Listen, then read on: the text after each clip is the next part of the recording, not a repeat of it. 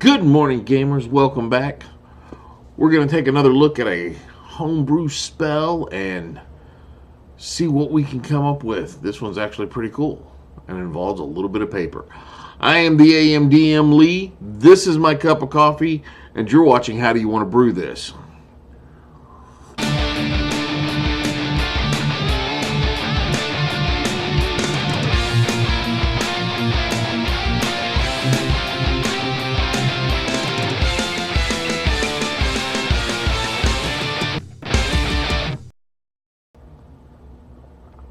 All right, so as usual on this, I go take a look at some home brews.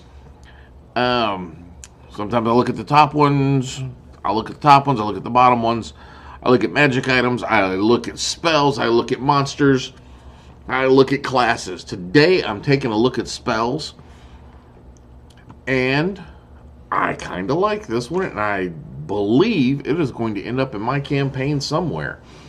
This is a very cool spell here. Let's see, where did it go? Okay, this spell is called Origami. It was who put this out? I don't see them.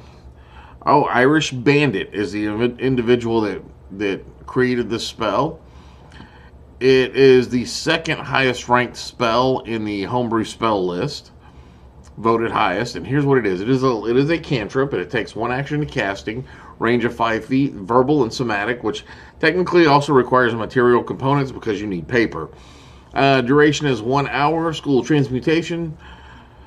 No attack or saves, no damage. So this is a utility spell. You can magically fold and animate a tiny piece of paper or similar material, such as a leaf, within range. You can fold it into one of the following shapes: boat, crane, dog, flower, or samurai. The boat floats on water, is not destroyed. When it's placed on water, you can direct the boat to move in any direction along the surface of water at 5 feet per round. And it is strong enough to carry a tiny object that weighs less than 1 pound. The crane can fly at a speed of 10 feet. You can direct where it goes or name a location within a mile that you know of, and the crane will fly to that location, land, and then become inert. The dog, movement of 10 feet. You can direct it to move. If a hostile creature moves to within 10 feet of the dog moves up to its speed towards it and gives off loud barking noises. Afterwards, the dog unfolds itself and becomes inert. The flower, controlled by the time of day. It's open during the day and closed at night. During sunrise and sunset, the flower slowly opens and closes respectfully. And then the samurai, you mentally direct the samurai or warrior. I like the samurai concept. And the samurai always points his sword in the direction of the nearest castle or fort. As a DM, this is really a neat little spell, and as a DM, I see several creative ways of doing it. As a player, I see several creative ways of playing with this. I mean, there are the options in there. My favorites are the crane and the dog.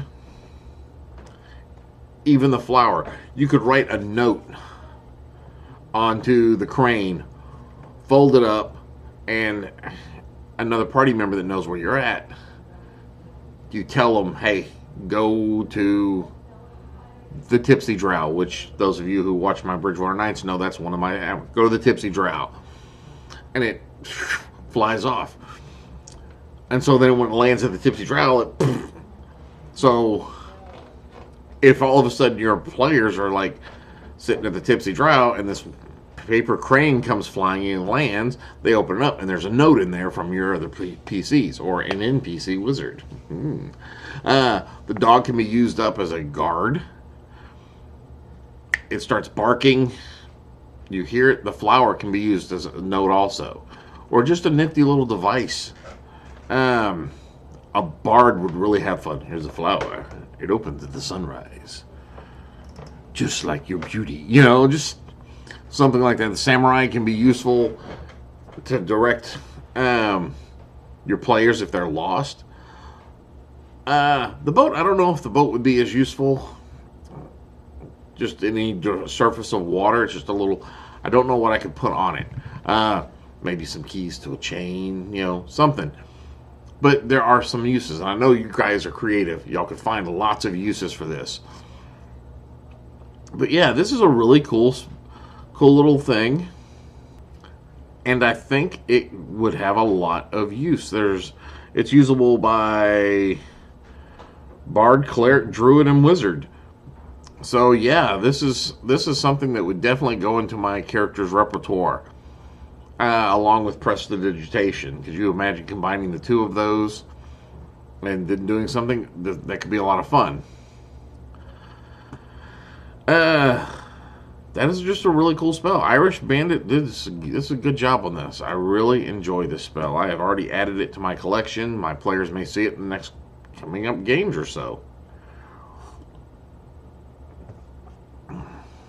Yeah, I mean, I'm loving this spell. I don't see what I would have. So let me ask you guys, what would you do to change it?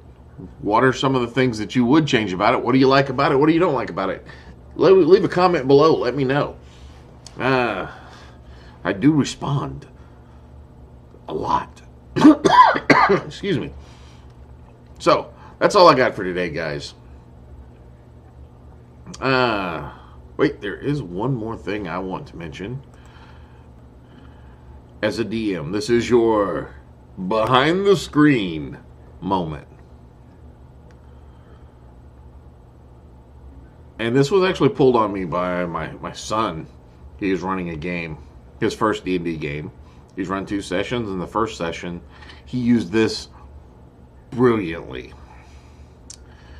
There's some things attacking the town animals, so we go and check it out and investigate. And some kobolds. So we proceed to slaughter the kobolds. And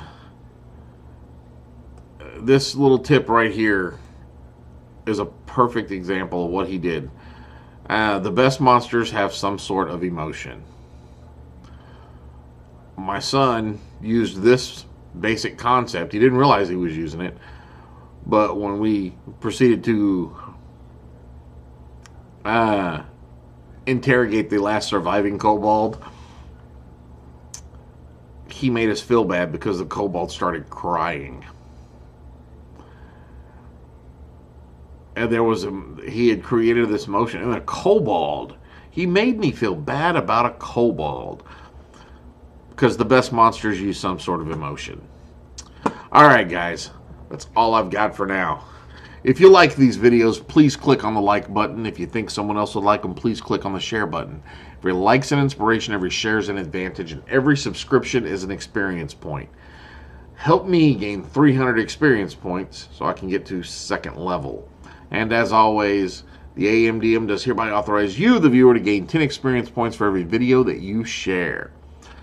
Just tell your DM that the AMDM said so. That is all I've got for now. So go forth and roll some dice.